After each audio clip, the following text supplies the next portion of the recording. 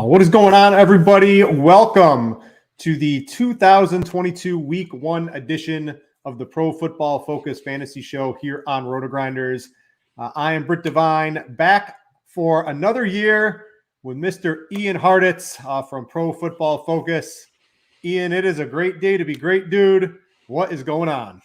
You are damn right, Britt. Week 1, got our beaks wet last night with that pretty entertaining, dominant Bills victory, but ready to talk some main slate, man. I don't have a DFS show this year on the PFF Fantasy Pod. Still grinding all of it, honestly. So I'm just excited we have this platform, Britt. Let's get the people some winners. Yeah, I've listened to everything on the PFF pod so far this week, and don't downplay yourself again. It's still a very nice show. Dwayne may not be there, but it is still an excellent podcast. I appreciate you, man. So this year, right? So this year we're going to do things a little bit. It's sort of the same, but a little different. With the way sports betting and prop betting is going, I've done the prop show with Chief with the Prop Shop show. I did that on Tuesday night. That's on the YouTube feed, on the podcast feed, all of that. With just how big all that's become, we're going to focus just a little bit more on that and maybe cut the DFS talk down just a smidge. There's a bajillion DFS shows. We're still going to talk cash game and tournament plays. But for the season, we're just going to try to talk a couple more props. You can relate that to DFS if you want to. We're going to have a couple of lines, over, under, spread picks, whatever you want like that. Ian, I'm already going to disagree with you on one of these for sure. You might be able to guess which one, but we'll see what we're talking about a little bit later. But just a little bit more sports betting. It's become more prevalent. It's all over RotoGrinders. There's a million different ways to get involved in sports nowadays. So we figured we would just lean into that a little bit more. But that is not going to stop us from going with the Mismatch manifesto. You have it up. It is not free on Pro Football Focus this year. It is a premium content article. So the only way to actually get a look at this for free or, to get insight into it is through this pod if you wanted to take a look at it. So Ian, what you did is it looks like you've got some information from last year, which doesn't always directly correlate, but we're going to look at some of last year's data and I'm going to grill you. How does that transition into some of the teams we're looking at this week for week 1 in terms of at least DFS or sports betting? What can we take out of it? What are a couple of your major, ideas or leans you had as you were putting this together off the top?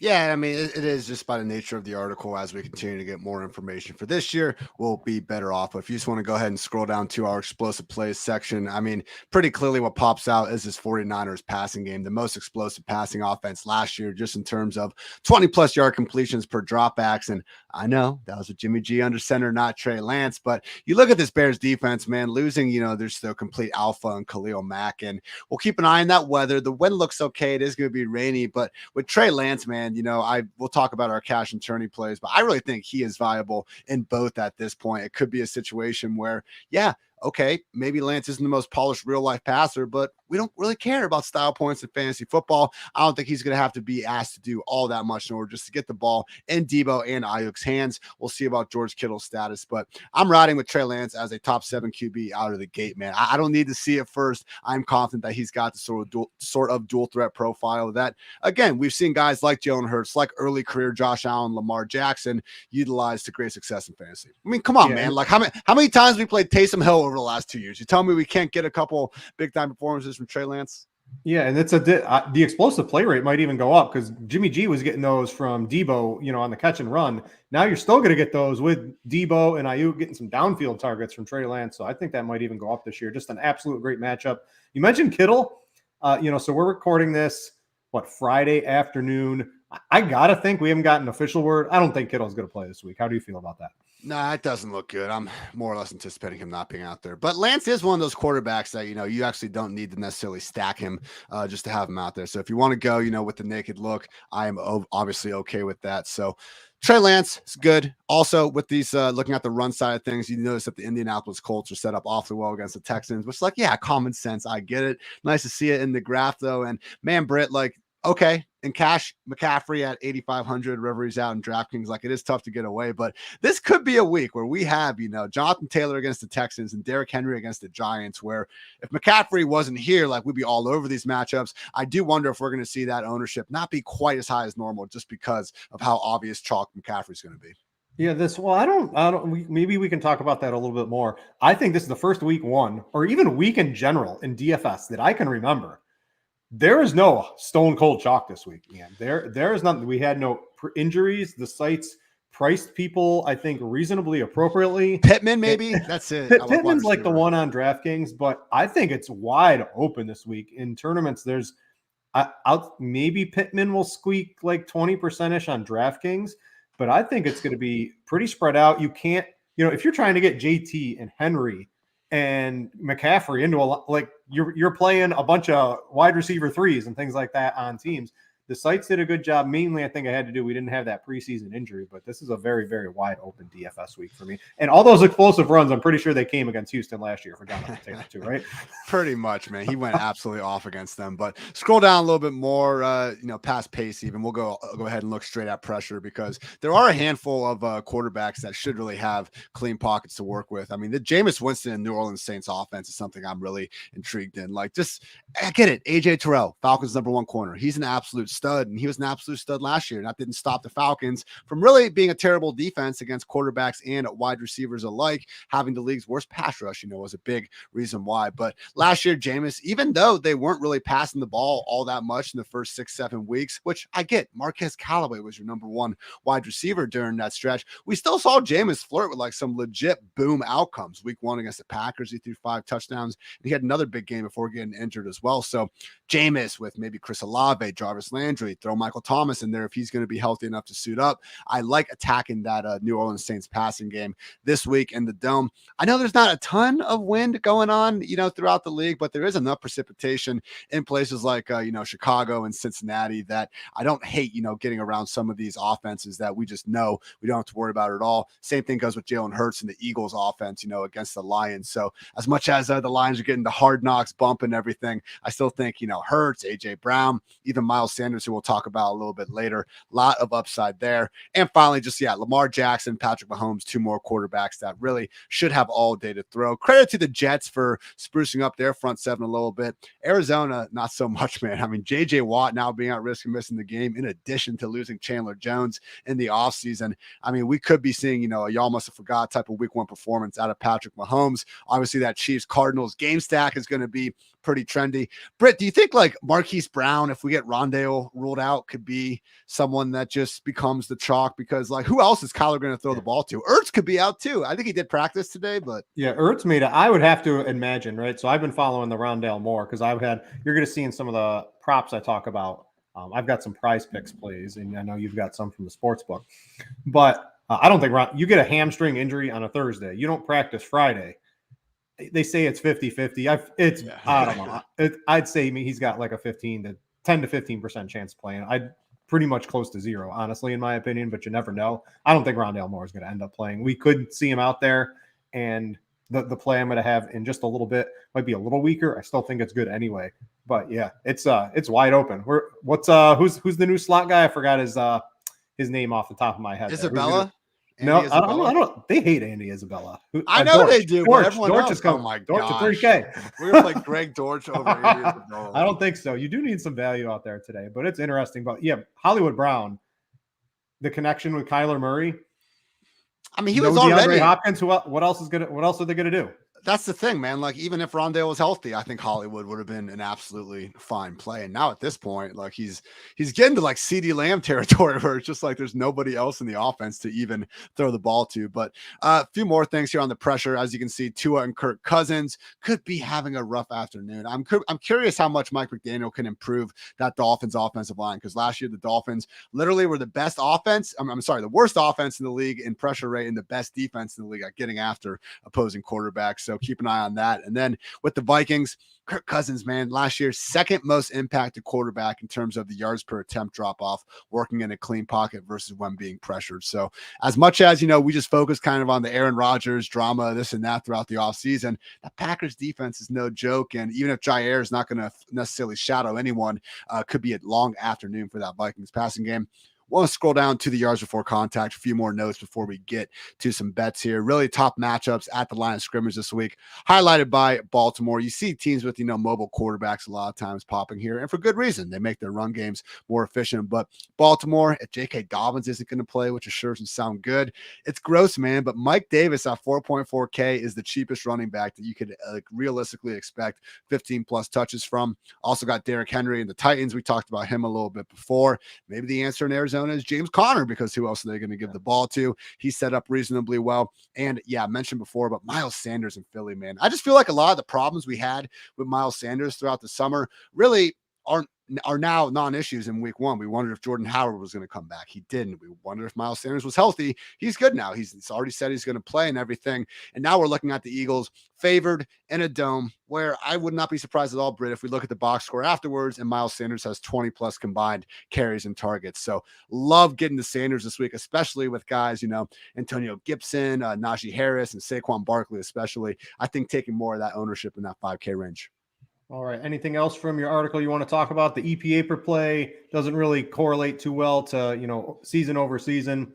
Yeah. It sounds like that's about it for the Mismatch Manifesto. If you guys wanted to read this or any of the other great articles over at Pro Football Focus, make sure to go check that out. Just a plethora of information, grades, stats, a bajillion tools, sports betting, ownerships. I know we have our own things like that at RotoGrinders. But for another source, it's not very expensive either to get a second look at that sort of thing.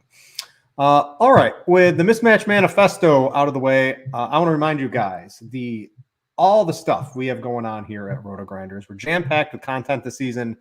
Single entry, showdown, everything in between, sports betting. You want up to lineup lock. You want to talk single entry. I saw that was on the podcast with Squirrel. There's just a bajillion different ways to get information from all of the shows and podcasts here at RotoGrinders. You can follow us on the RotoGrinders YouTube page and on the Daily Fantasy Football podcast feed, wherever you subscribe to your podcast.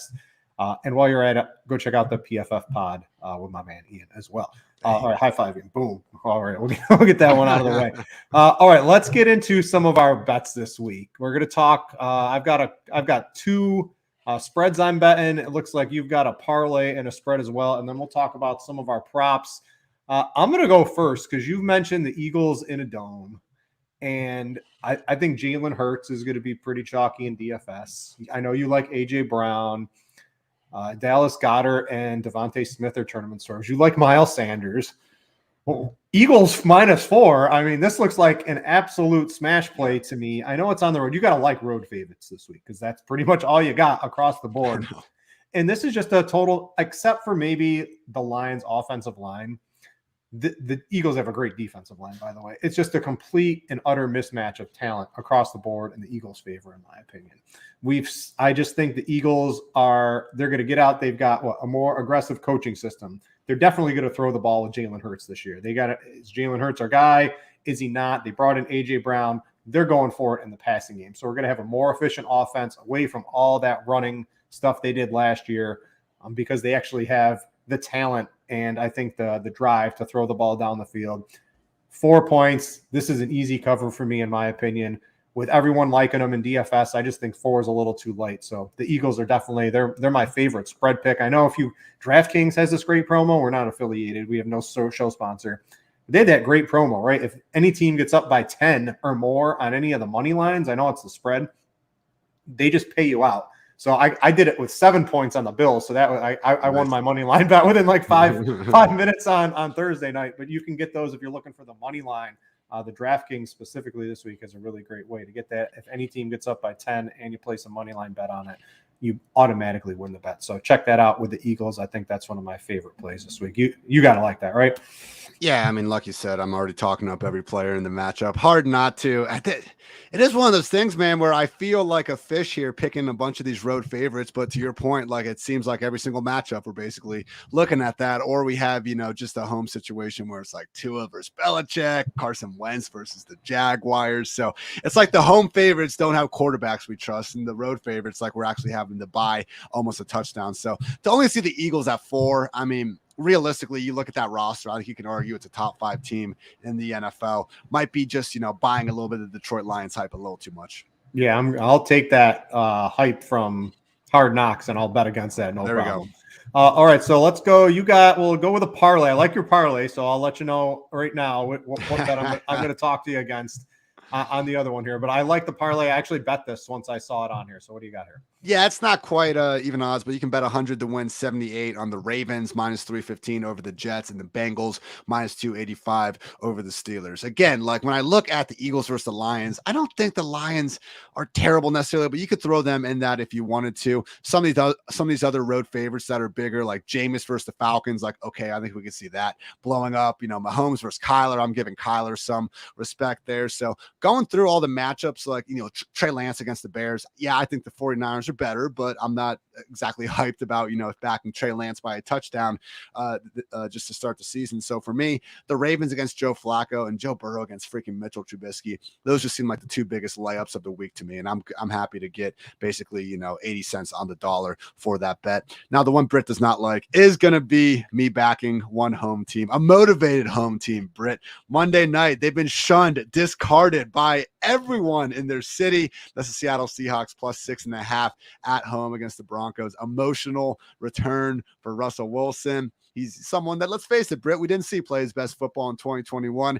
Might just be a situation where the emotions involved are going to be able to lead the Seahawks to an amazing 6-point defeat that they managed to backdoor cover. Geno Smith has been okay for the last calendar year. All right. That's what I'm trying to say. He's not been a god. He's not even been good. He has been okay. And I'm still confident that there's enough firepower in the Seattle passing game to at least keep this one close. So not going to crown the Broncos just yet. I wouldn't be surprised if this sets up as the classic kind of underwhelming debut for Russ. I don't know. I'm definitely on the Broncos side of that one. I do agree with you, Geno. Is he the worst quarterback in the league? It's close, but it opened at 4. He's got at least he has DK Metcalf and Tyler Lockett, and Penny showed out last year. We'll see what they can do. It opened at 4. I'm seeing 89% of the bets are on the Broncos. It's like, come on. This just seems like the classic. We think we know way too much going into week 1. All right. My other spread bet's going to be the Chargers minus 3.5. I wish it was 3. I don't mind buying it down to 3 just so you get the push if the Chargers end up charging. As long as they don't do that, I think this is a pretty easy win. The Chargers are clearly across the outside of like Devontae Adams and Darren Waller, right? So they're two very, very, very good at their position players, but it's not like the Chargers are lacking in offensive weapons. Total complete mismatch across the board in terms of talent. You got Herbert at Carr. That's basically worth 3 points in its own, if you ask me. The defense the Chargers are going to roll out this year is going to be absolutely crazy. They've got a great pass rush. They're going to be great basically all over the field. They've got a great coach. I'll definitely take that. Who's going to play those fourth downs correctly, specifically when you're looking at spread bets. I think the Raiders got really, really lucky to make the playoffs last year. They were minus 65 points in point differential. Just how do you end up making the playoffs when you are down in points on the season? It rarely happens. I know, it's so cool. I just think Devontae, I'm sure he's great, and I expect him to have a good game. And Darren Waller, he got paid, so he's feeling a lot better. I expect him to do good, but I think that Chargers defense is legitimate. It's going to be a top 5 unit on the season, and the Raiders offensive line is going to be in big, big, big trouble against what the Chargers are going to have. And it's I'll put quotations, home game for the Chargers. I don't know if that really means anything. I just think it could be a shootout. I expect them to win the shootout, and it could absolutely be a blowout, in my opinion, if that Devontae Adams connection isn't there from the start of the game on week 1. So I got the Chargers. Do you like that one? Yeah, I liked your Eagles take too. I'd be down to throw those two money lines in a separate parlay. I might have to do that right after this show. All right. So those are a couple of spread bets, a couple of props. Why don't you go over? You'll take your 3. You've got them on Sportsbooks. I've got a Prize Picks power pick, a 2-pick. That's really injury based, but I think I'm going to come out on the good side of the injury. So I want to get the lines out to the people a little bit earlier. I dropped them in the prop shop in our RotoGrinders Discord a little earlier in the day. But let's go. I like all your little prop bets you have here. Amon-Ra St. Brown, the sun god himself, over 5.5 receptions. You can get it at minus 110 at DraftKings Sportsbook. Last 6 games of 2021, See ya, Brit. 10 catches, 8 catches, 8 catches, 9 catches, 8 catches, 8 catches. Just not even close. Again, the line's at 5.5. And I know Swift and Hawkinson weren't there, but Amon-Ra, he's still just being featured. And this is a situation where it's just a reception. So even if he gets shut down, I just think that we could be looking at him getting 4 to 5 screens in this game, let alone any sort of downfield stuff that comes his way. So I'm happy taking that. Looking at the Eagles defense too, I like Darius Slade, James Bradbury, but they stick to the outside. That's going to give Amon-Ra St. Brown constant matchups against Avonte Maddox. Last year, Eagles 30th in explosive pass play rate allowed to wide receivers targeted from the slot, 26 yards per attempt, 30th in QB rating allowed. So perfect mix of Amon-Ra really being the engine of this Lions offense, going up against the kind of kryptonite spot of that Eagles defense. Also love Mike Evans anytime touchdown plus 105 over once again at DraftKings Sportsbook. Here are Mike Evans' 8 games without Chris Godwin over the past 2 seasons. 104 yards, touchdown, 122 yards, touchdown, 41 yards, touchdown, 55 yards, touchdown, 47 yards, touchdown, 89 yards, 2 touchdowns, 117 yards, touchdown, 119 yards, touchdown. So no, everyone's a touchdown. He's got 9 touchdowns in 8 games. The guy has not missed this right now. Yeah, come on, man. And like Chris Godwin, I know they're calling him a game time decision, but even if he's out there, I just have a hard time believing they're really going to put a full game's worth of snaps on his plate. And oh yeah, there's no AB this year. All due respect to Russell Gage trying to replace him. He's hurt. And as much as I think Julio Jones isn't quite dust yet, we all know about Julio's, ability to score touchdowns. So you take Gronk out of this offense. It just seems like destiny to me that Mike Evans is going to find his way into the end zone. Finally, I also like Mitch Trubisky under 20.5 completions on I had a matchups edition of the PFF Fantasy Football Podcast with Kevin Cole. And I asked Kevin if Trubisky's over under 2.5 starts this year. And he took the under on 2.5 quarters for Trubisky and was talking about Tom Savage, against the Jaguars back in 2017 when they drafted Watson, and all off season long, they gave Savage the credit. And then all of a sudden get down the first half and he gets pulled. I really think that could be the case with Trubisky. And honestly, just this number, like even if he had 0 chance of getting benched, which I don't think it's 0, I think it's definitely above that. I mean, Trubisky's, hit this mark in just 26 of 52 career starts. So for me, having like basically even odds over at BetMGM minus 115 on the under at 20.5, I think he has a lot of different ways to get to that number. All right, yeah, and there's some weather in that game too, so maybe a couple of drop receptions, all that adding up into that. Now we're talking. So if you want to know where the best lines are, where to check player props really quick, right? Because I hit the 105 touchdown at DraftKings. I didn't go to scores and odds to check it out, but I should have. I just trusted that Ian gave me the best line because I would expect him to do something like that. I did bet that, by the way. You can get access to all of that on Scores and Odds. That is our sports betting app here at RotoGrinders. If you want to check out, hey, Gabe Davis, what was his best anytime touchdown? It was like plus 160. Go to Scores and Odds, boom, you get it. Yeah, I did that for sure last night. That was a nice little night sports betting I had. You can get all that if you want access to all the picks. You can get from all of the personalities here at RotoGrinders. There's a subscription for that, but just to be able to find the best line, to get your best bonuses when you sign up, check it all out over at Scores and Odds. Everything you need to be a better sports bettor. All right, let's get into DFS. We'll go position by position a little bit. We'll talk some cash. We'll talk some tournaments to wrap up the PFF fantasy show for week 1. We'll start at quarterback.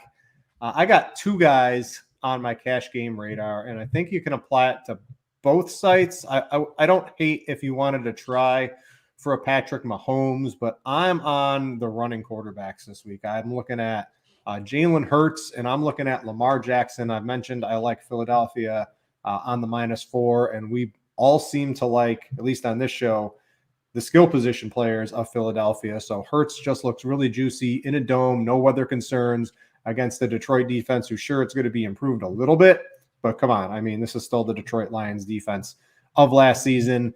And then Lamar Jackson, who is playing for himself this entire season. He's going to ball out, especially week 1. And it's the New York Jets, Ian. This isn't too hard to put together.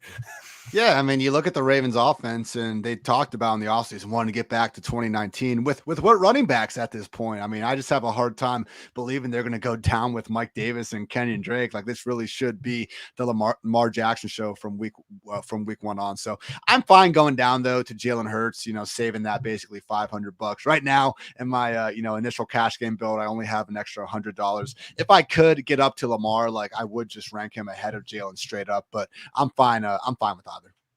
Yeah. What are you looking at in tournaments for the quarterback position? I think like I said at the beginning of the show, there's no stone cold locks. There's no team that is going to get heavy ownership. There's no player individually at any position outside of probably Michael Pittman on DraftKings that's going to be super high owned. A lot of ways to go. You can't play. I mean, you can play everybody, but you don't really want to play everybody. So we got to narrow it down a little bit. Yeah, I'm loving Jameis Winston at only 5.3K, easy money. And you can you were talking before about, jamming CMC, Henry, and Jonathan Taylor in there. If you want to do that, look at the Saints stack because we can get Jameis for 5,300. Michael Thomas, if he plays, is only 5,700. I think he is on the route to playing. I mean, everything we've heard about him seems to signal that. Chris Olave, 4,500. I'm not sure about his early season usage, but at least seems just like a guy that can be a boomer bust player for us, which obviously we'll take in tournaments, given his field stretching ability. And even Jarvis Landry at 5,000, kind of a forgotten guy. So again, all three receivers between 4,500 and 5,700. Picked whatever two you like, stack them with Jameis, and you're gonna have all sorts of money to go spend the other spots on the roster. And also just because of that, I mean, I kind of already talked about the matchup when we were going through the mismatch stuff, but yeah, Falcons reigning league worst defense and pressure rate. So if there is going to be a little bit of a, transition period for the Saints, getting on without Terran Armstead, who's now playing for the Dolphins, like this probably won't be the matchup to really exploit that. And as good as AJ Terrell is, he only shadowed Justin Jefferson all of last season. So I don't think any of these wide receivers are going to end up on Terrell Island for the entire game. A couple I think Kyler Murray, of course, Patrick Mahomes, Travis Kelce is very cheap on DraftKings at least, and you can mix in a couple of the other receivers over there. So, but the Kyler Murray side is interesting because their defense is not great this year, and we're down. There's just going to be, this is like a spot where you can get some, in quotations, value. If you hold your nose and want to play AJ Green. Or if I like AJ Green. I didn't even get to my props. I'll hit that up at the end of the show here. I totally forgot about my football can be so fun. Football can be so fun, and you're choosing to talk about AJ Green right now. It's week 1 for it. Come on. Maybe, but what I'm getting at is ways to make cheaper stacks in a high scoring game because Kyler's not ultra expensive. And Green's not, and Ertz isn't really expensive either. If you forego Hollywood Brown, who's probably going to carry a little bit of ownership, there's ways to make a little bit of a cheaper and lower owned stack to get a higher owned or a higher scoring running back, or to get one of the elite wide receivers into your lineup.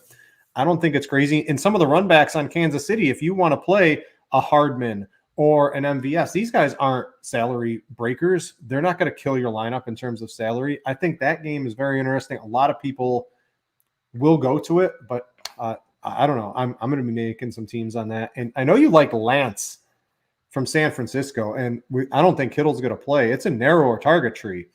I mean, Deebo Samuel has gone, if you look at his career without George Kittle over 3 years, he's basically gone nuclear in almost every single game. I think it's like 6 out of 7. He has these monster lines. And that was with Jimmy Garoppolo, but Lance is still going to be able to get him the football and maybe even a little deeper down the field. You got Ayuk, who's sort of in that mid-tier on both sites in terms of salary. There's ways to use Lance and get a massive target expectation from some of his wide receivers out there. I think he looks pretty interesting. My question for you, so I know on your mismatch manifesto, we didn't really talk about the Green Bay game, but that looks like one of the slower games from last year.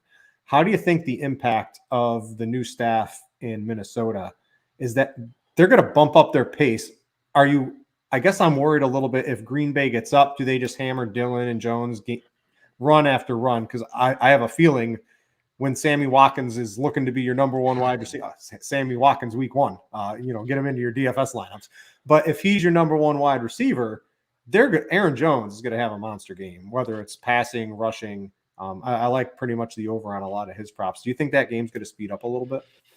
Maybe a little bit. I'm worried about how the Vikings are going to move the ball against this Packers defense. It makes sense if there's a little bit of a learning curve for them getting used to the Kevin O'Connell offense. And I do like Irv Smith. We'll get to him a little bit, but that's more so just because of his price point. Rodgers being priced at $7K is a little bit egregious. And I feel like we don't really need to go up that high for him when, as we know, quarterback ownership tends to be pretty flat, at least relative to the other positions. So I think Rodgers in the passing game could have a big freaking performance while nobody really gets more than 6 or 7 targets. Like, that's the problem here. Like, yeah, Sammy Watkins should be the guy on one side, but what if he just rotates with Romeo Doubs and Christian Watson, and then the slot Randall Cobb and Amari Rodgers? Like, this really could be an offense potentially where no wide receiver without Allen Lazard is even running a route on, like 70% of the drop back. So could be a little bit problematic in terms of an overall target share perspective. So yeah, if anything, I think the running backs are probably the players to target in this matchup.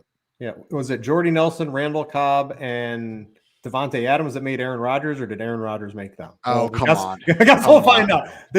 All of the above, we'll say. They all helped everybody. There we go. Their peak years. All right. So I'm going to get to I'm circling back to my prize picks play here because I forgot it on the prop section. So I live in the fantasy world. So there's a bajillion different props you can get on prize picks, but I'm going straight to the fantasy score. I'm taking Debo over 14 fantasy points. He has hit this in every game of his career without George Kittle. Seems like a pretty reasonable bet to make. And pairing with that, I mentioned AJ Green. If you're looking for a reasonably priced DFS play with some upside, in last season, in the games where he saw 6 or more targets, and Ian, would you expect him to get, if Rondale Moore doesn't play with how injured everybody else is on that roster, 6 targets seems like a reasonable amount to get for AJ Green, right? Yeah, I guess. Okay. So, well, if he gets 6 targets, he's at 8.5 fantasy points, Ian. He went over that in 9 of the 10 games last year. He got 6 targets. So that is a pairing I like. I think Kansas City, I don't know if I like I don't know. I think Kansas City is going to be able to handle this Arizona team. And I know you mentioned you were giving Kyler Murray a little bit of respect, but that might be a bet I make as we get off the show here, because I just think the Cardinals are a little too injured on defense. They're missing too much on offense now. And those garbage time points, they count for AJ Green. And 8.5, if he gets one good downfield target, it doesn't take much else for him to have a nice fantasy day. So that's my power play. AJ Green over 8.5, Debo over 14 fantasy points on Prize Picks. I nuked that, as we like to call it in the prop betting channel. So that's a favorite of mine this week. I like the Debo one. I'll give you that one. All right. So I'll disagree with you on Seattle. You can disagree with me on AJ Green, and we'll come back and we'll fight it out on Sunday. We'll see. It's pretty gross. It's pretty gross picks by both of us. I can admit that. Hey, usually the best prop bets are the ones that feel pretty gross, honestly. All right, let's go to running back for DFS. There are a ton of running backs I want to play this week, Ian. The problem is they all cost a lot of money, and without the value we normally have, you've got Pierce, and I know you were talking Mike Davis, but I think Kenyon Drake's going to factor in a little bit on that Baltimore side.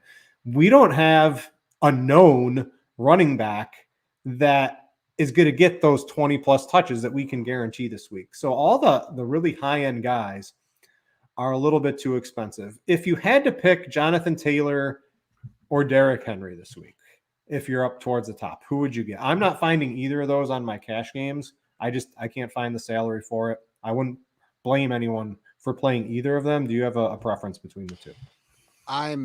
I'm fine with them both, again, in tournaments, but honestly, cash, I'm probably just going to get to CMC and then go down a little bit. Kamara is someone that I've been able to get to, and it's just one of those things where, like, why is Kamara probably $1,000 less than Derrick Henry? That doesn't make all that much sense to me. It could just be kind of a leftover effect of Alvin Kamara being ranked lower this year than normal, just because of the legal issues. Remember, these prices were released, quite a while ago, month or so, maybe 3 weeks. So maybe wasn't quite as sure when that happened. So Alvin Kamara does seem a little bit mispriced. Who's the third running back at? Yeah. And then Saquon is 6.1. I think that's the one guy we can really feel confident going down to and getting a bunch of touches. So I know he's still 6.1K, but who else are they going to give the ball to in New York at this point? It's not going to be Matt Breida, not going to be Gary Brightwell. Like Saquon Barkley, in terms of just pure dollars per touch, I think is probably the best price adjusted back on the slate. Yeah, Saquon's got to have one of the highest chances of handling the most percentage of snaps for his team this week, right? Yeah. So why not? And especially if people are going to be going up a little bit to Najee, I don't want anything to do with that in Cincinnati. Even who's the other one around that? Going down to Antonio Gibson. Like, I get it. The New York Giants offense isn't exactly scot-free of, just imploding as well. So it is kind of gross running backs there, but I'm far more confident in Saquon's just probably past game abilities, particularly over Gibson. And, we'll see exactly how much Trubisky even enables Najee this season with that. Yeah, I'm sort of with you. I'm sort of in that CMC Kamara as my top tier. CMC, when healthy, is, he's a running back 1 and a wide receiver 1.5. Yep. Most weeks. So that looks pretty good if you can get to him. And if you can't, Kamara against Atlanta had 20 fantasy points, Draftkings points in both games against them last year. And why can't he do that again? I mean, he's going to be out there for the majority of touches, a very explosive player involved in the passing game. So I like him. I like Joe Mixon if you can't get to any of those against Pittsburgh. Pittsburgh absolutely horrendous against the run last year. Nothing really changed, and Mixon diced them up in both games last year. And then I would be going down to that Barkley tier and really not trying. I don't really want to play Pierce or Gibson. Gibson, I could play if I was forced to. I could see myself playing Gibson. I just don't think he's going to be involved very much in the passing game. He's more of the rusher in that one. So maybe on a Fanduel, but DraftKings, I'm a little bit concerned about him. But there's just so many running backs who are just going to get all the work in great spots. I think it's worth paying up for generally this week. Yeah, Gibson, I don't think his roles are going to be that much different than like a Miles Sanders or Elijah Mitchell, who are just going to be like $400 cheaper. And I think probably with less ownership. So looking at the GPP, mentioned before, I'd be curious to see how the ownership does shake out between Taylor, McCaffrey, and Henry. But I'm not afraid to just go with Henry and Taylor because either, what I was saying, maybe McCaffrey ends up being the chalky one, or to your point, just because there's not a single chalky one. Either way, that's going to leave them probably under-owned. And then Miles Sanders is someone that I'm just really, getting behind. A 5.4. Really just, I think everyone's going to be paying up a little bit more at running back. And I really think, man, we look up and we just see Miles Sanders for 20-plus touches. Boston Scott, Kenneth Gainwell might get, some targets and playing fast pass-first situations.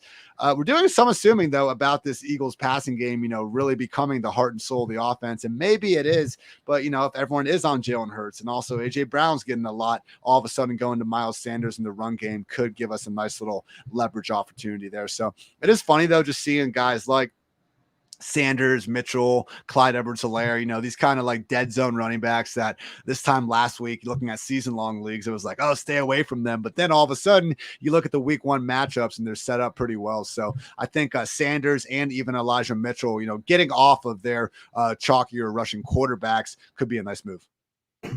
I'm looking at James Conner as like a tournament play this week because I think you mentioned it towards the beginning of the show. Outside of Hollywood Brown, and Zach Ertz, right? But if they somehow try to play the slow it down game, and there's Benjamin and a couple other guys back there to maybe steal a couple of plays, but I think to start the season, Conner looks to be the clear workhorse like he was towards the end of last season without Chase Edmonds there, in my opinion. So if you're looking for a lower owned running back, again, no one's going to get a ton of ownership this week.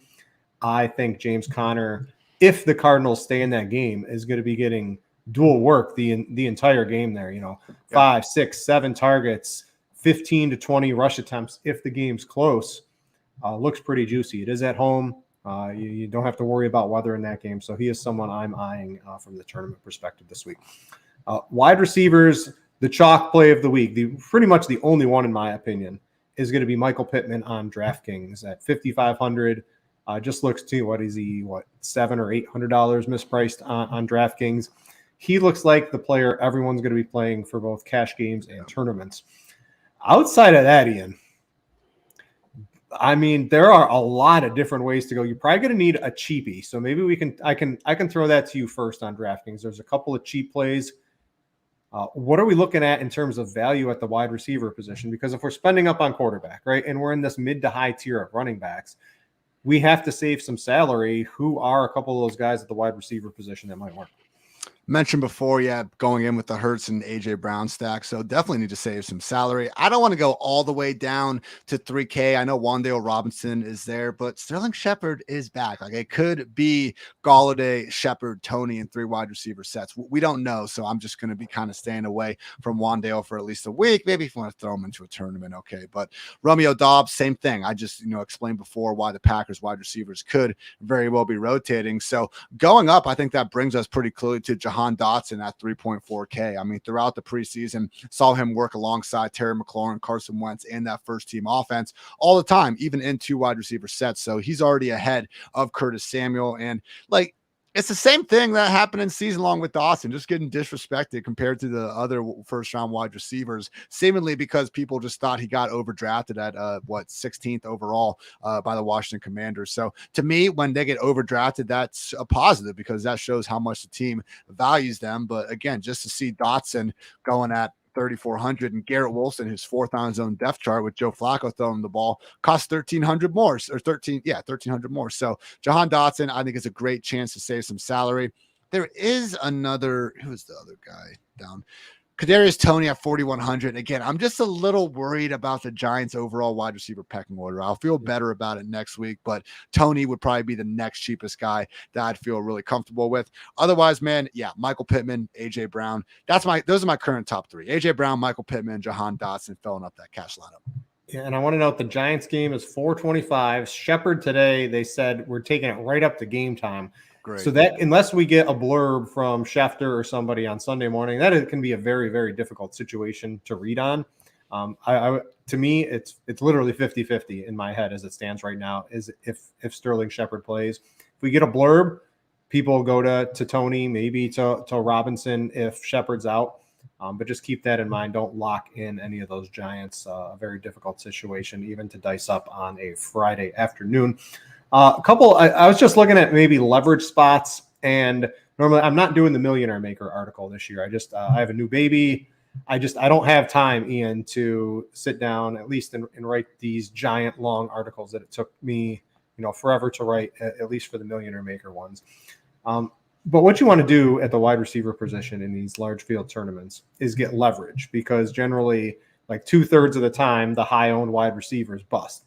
Except this week, there's no guy who's going to be like 25 or 30% owned. And those are the guys you generally want to get leverage off of. So if you're looking for a move off of Pittman, who I think is going to fit into a lot of people's rosters, there's a variety there, right? So we mentioned the Eagles, for the 15th time, I'm going to throw out Devontae Smith.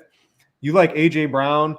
People are going to play Dallas Goedert. Smith could certainly break a couple of big ones against Detroit. He could end up having some leverage against Michael Pittman. Adam Thielen, last I checked, he likes to score touchdowns. Those count as fantasy points as well. You get 6 of them for every touchdown. Third most receiving touchdowns in the league over the past 2 seasons. Adam Thielen has more top 8 fantasy finishes than Justin Jefferson over the last 2 seasons. Madness, Brett. Madness. Find yourself someone that looks at you like they do Adam Thielen in the red zone. And Brandon Ayuk, I mentioned Debo, but with Kittle out, and Ayuk had a nice connection with Trey Lance. There's been a lot of reports on that. Ayuk, these are all the pivots off of Pittman, basically in that price range. If you spend up, if you have two spendy wide receivers in your lineup, you're just going to be so different than everyone else. Yeah. In terms of just roster construction, I don't hate that. Do you have a couple favorite spend ups at the position?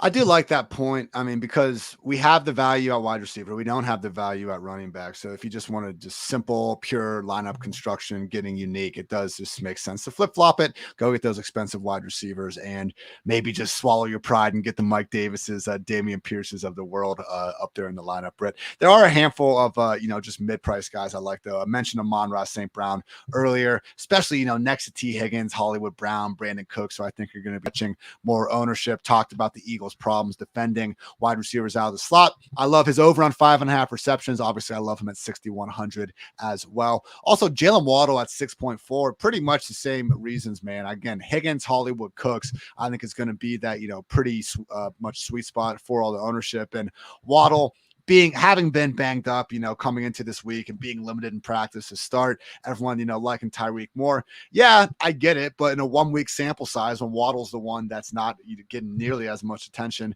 as Tyreek and some of the others, I do think that he's someone where we could look up, and similar to Amon-Ra, could just have, 7-8 catches and on full PPR. We'll take that 8 days of the week. Finally, George Pickens. It sounds like Deontay Johnson said he's going to play, so I think that could actually take people off of Pickens. So last year, when the Steelers played the Bengals had Chidobe Awuzie, the number 1 cornerback, shadow Deontay Johnson. That left Eli Apple to shadow Chase Claypool. Chase Claypool naturally had 2 pretty damn good games against the Bengals. Now Chase Claypool, though, is their full-time slot receiver. So, Britt, I'm pretty sure we're going to see Eli Apple tracking George Pickens all over the field. And I know it's Trubisky. I know a little bit about the weather, but man, 4.1K for someone that really isn't going to be all that highly owned, I think, because Kadarius Toney is right there at the exact same price point. The fact that Deontay Johnson is playing actually makes me even more happy to go after George Pickens. All right, let's finish up the show with some tight end talk. With Zach Ertz returning to practice, if you're looking for a reasonably priced tight end, I mean, he's going to get peppered. He showed last year he was more than capable of just getting target after target from Kyler Murray. I think that makes some sense. You've got Big Irv, who's back after missing last season for the Vikings, and the Vikings have great corners. You can hurt them on the inside of the field with the tight end, so I like Irv Smith to have a reasonably good game.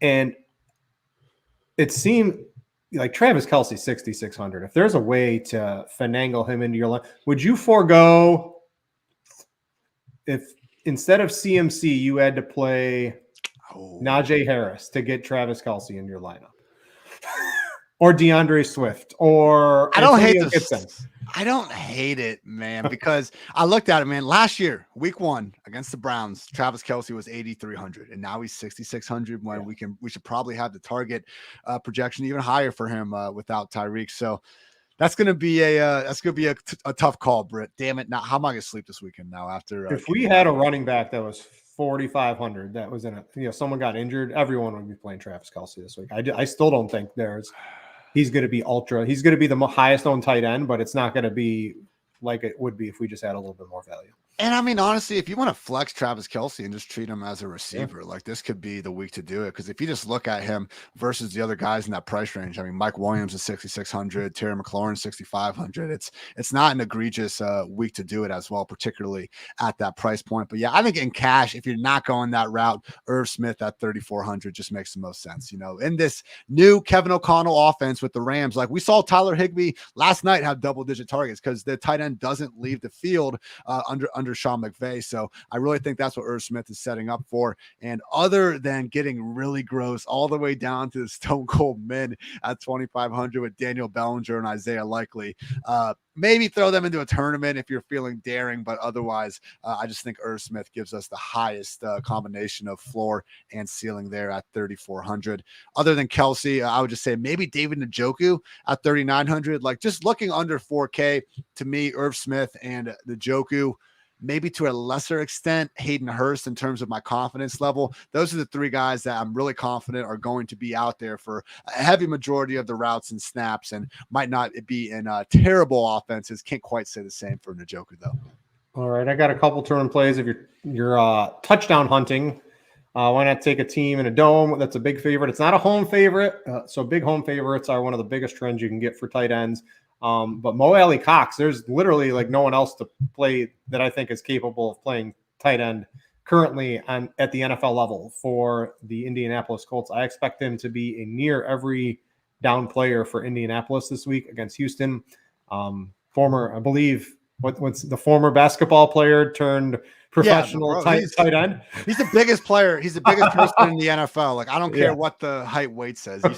You see Mo Alley Cox on the field and everyone looks small. They're going to have him and Jelani Woods, who I agree with you. Like, he's not NFL ready, but we're going to get I think we already have one. It was Matt Ryan, who's like, 6'4", 6'5", like 220. Matt Ryan standing next to Mo Alley Cox and Jelani Woods look like a child, man. Like, it's absolutely ridiculous. Yeah, I like Mo Alley Cox if you're just touchdown hunting. Let's see, what else do I got? Oh, and Mark Andrews. If you're playing Lamar Jackson, I sort of like him in the non-Lamar. I like him with Lamar, but I also like him in a non-Lamar lineup because Kelsey's going to be 15 or 20% on. You're getting half of that on Mark Andrews, and who else is going to catch the ball? I mean, it's Rashad Bateman, it's Mark Andrews. That's the offense this year. It's going to be a lot of running the football. It's going to be those two on play action. And Andrews had a big season last year. Some of it was when Lamar Jackson was out because he got absolutely peppered with targets. But if you were looking for, an ownership swerve off of Kelsey, it's definitely Mark Andrews, in my opinion. Let's see. I think that's about it. I got anyone else at tight end you want to talk about?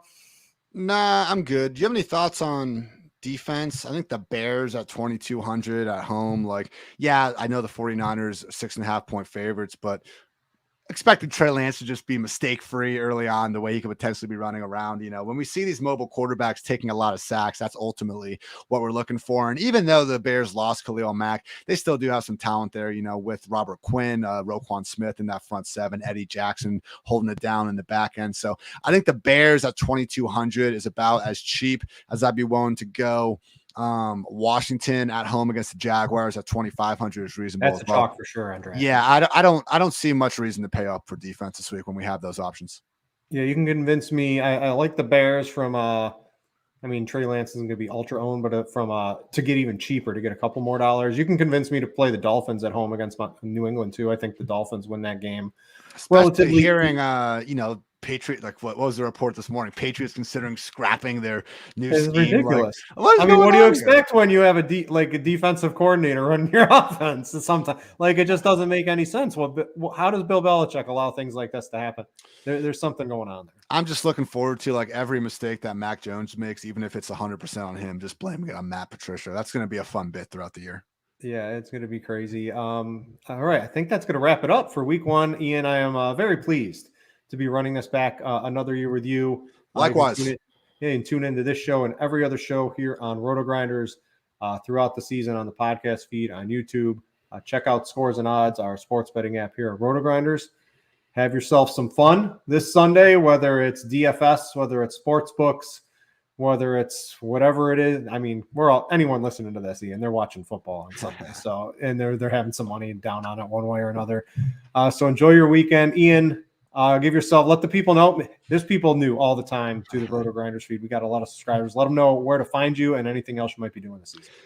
PFF Fantasy Football Podcast. Got plenty of written stuff on PFF.com as well. You guys saw the Mismatch manifesto. Also have quarterback, running back, wide receiver, tight end breakdowns. Britt, I've been trying to not type 8,000 words per article this time around. Maybe actually writing is for the dogs, man. Maybe just not have my family hate me quite as much. So what I've tried to do is, instead of just going through each and every team, running, the same important studies and the same stats I want, but just focusing more on, the outliers at the top and bottom of it. So if you go check out the articles, again, a lot of different sections. I'm not just giving you 60 block paragraphs after another.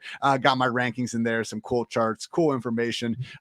Fantasy betting, or just trying to sound a little bit smarter in front of your friends. I think I got a lot there for you. And yeah, Britt, we'll be back here every Tuesday throughout the season, man. Let's make it a great one.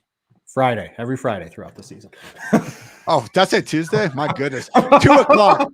2:00 every Friday. There we go. Fridays, 2:00. We'll be here live, except if and when I take my many of Disney vacations, as the wife makes me do throughout of course. the Christmas time. All right, guys. Appreciate everyone listening, watching, downloading this show and every show here on RotoGrinders. For Ian, I'm Britt. Thanks for tuning in for week one. Tune in next week. We out you.